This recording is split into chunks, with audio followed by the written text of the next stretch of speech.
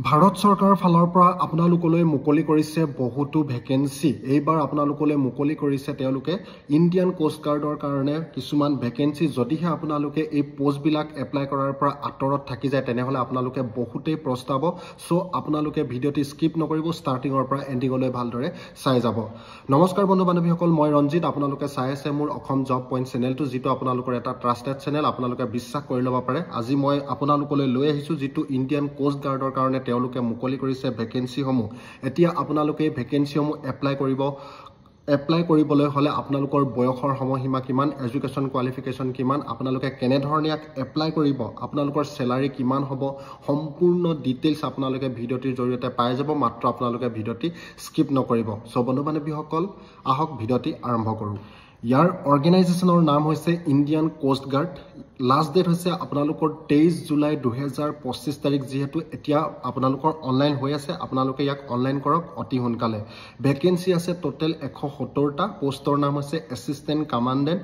তাৰ পাছতে কেটেগৰী হৈছে চেণ্ট্ৰেল গভৰ্ণমেণ্ট জবছ আৰু অফিচিয়েল ৱেবছাইট হৈছে www.indiancoastguard.gov.in।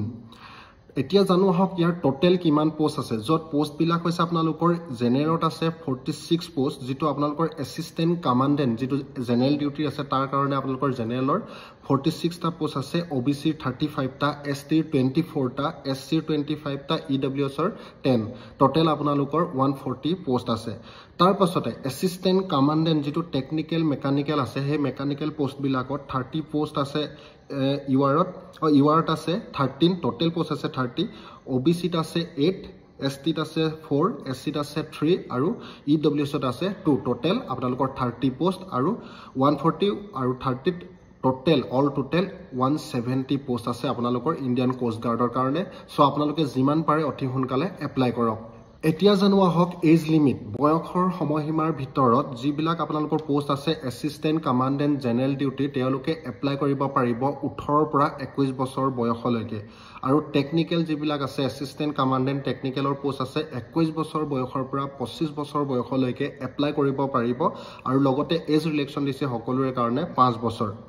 কোৱালিফিকেশ্যনৰ ক্ষেত্ৰত যদি চাবলৈ যাওঁ, যিটো এছিষ্টেণ্ট কামাণ্ডেণ্ট জেনেৰেল ডিউটি, তাত আপোনালোকৰ তেওঁলোকে লিখি দিছে যে নটিফিকেশ্যনত যিটো PDF তাত উল্লেখ কৰিছে should hold a graduate degree from A recognise university. তেওঁলোকে গ্ৰেজুৱেট কৰা হ'ব লাগিব ৰিকগনাইজ ইউনিভাৰ্চিটিৰ পৰা। তাৰপাছতে এছিষ্টেণ্ট কামাণ্ডেণ্ট টেকনিকেল যিবিলাক পোষ্ট আছিলে should hold on engineering degree from recognise university. তেওঁলোকে ইঞ্জিনিয়াৰিং কৰা হ'ব লাগিব বুলি PDFত তেওঁলোকে উল্লেখ কৰি দিছে। আপোনালোকে মই ডেছক্ৰিপশ্যনত লিংক দি দিছোঁ, তাত গৈ আপোনালোকে ক্লিক কৰি সম্পূৰ্ণ ডিটেইলছ চাই ল'ব পাৰিব। এতিয়া এপ্লিকেশ্যনৰ ফিজৰ যদি কথা ক'বলৈ যাওঁ, এপ্লিকেশ্যন ফিজৰ ক্ষেত্ৰত UR, OBC, ST, SC, EWS সকলোৱে 300 টকাকৈ এপ্লিকেশ্যন ফিজ কাটিব লাগিব। এতিয়া জানো আহক এই পদবিলাক আপোনালোকে কেনেধৰণে এপ্লাই কৰিব। এপ্লাই কৰিবলৈ হ'লে মোৰ ভিডিঅ'ৰ ডেছক্ৰিপশ্যনত লিংক দিয়া আছে, আপোনালোকে লিংকটোত গৈ ডাইৰেক্ট ক্লিক কৰি নিজৰ মোবাইলতে আপোনালোকে এপ্লাই কৰিব পাৰিব। আৰু সেই লিংকটো যেতিয়া ক্লিক কৰিব এটা নতুন পেজ খোল খাব। পেজটো খোলাৰ লগে লগে আপোনালোকে নিজৰ পাছপৰ্ট চাইজ ফটোগ্ৰাফ আৰু যিবিলাক ৰিকুৱাৰ্ড ডকুমেণ্টছ আছে সেইবিলাক আপোনালোকে তাত আপলোড কৰিব আৰু নিজৰ চাইনটো দিব।